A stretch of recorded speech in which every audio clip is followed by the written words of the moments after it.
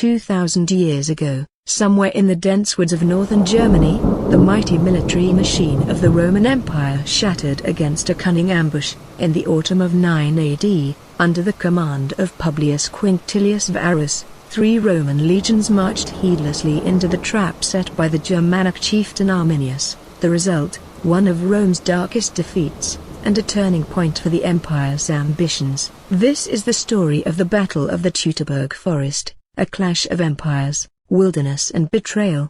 By the early years of the 1st century AD, the Roman frontier along the Rhine was pushing deeper into Germania. Emperor Augustus had committed legions to bring the territories east of the Rhine under Roman control. Varus, appointed governor of the region, oversaw the legions, the 17th, 18th and 19th.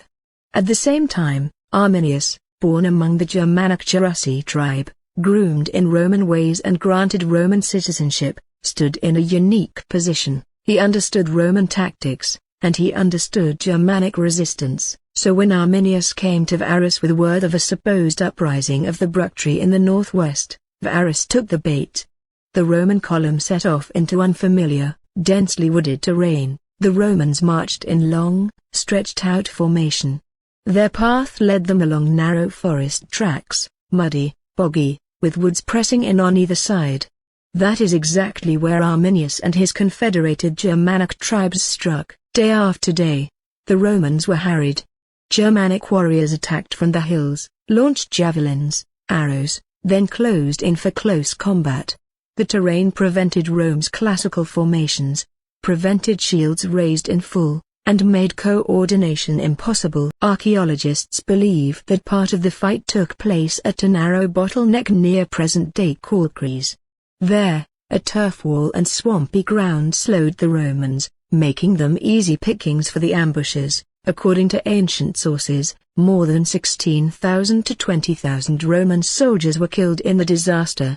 Varus himself, seeing defeat inevitable, took his own life rather than fall into enemy hands. The shock of the defeat echoed through Rome. The empire that had seemed unstoppable now tasted vulnerability. Augustus reportedly cried out, "Quinctilius Varus, give me back my legions." Strategically, the defeat halted Roman expansion east of the Rhine. Rome shifted focus. Instead of conquest, it invested in defense. The Rhine became a firm frontier. Culturally and symbolically, this was a blow to Roman invincibility. The legions destroyed were never re-raised. The numbers 17, 18 and 19 were attired for shame. The Battle of the Teutoburg Forest became more than just a military defeat, it grew into a myth.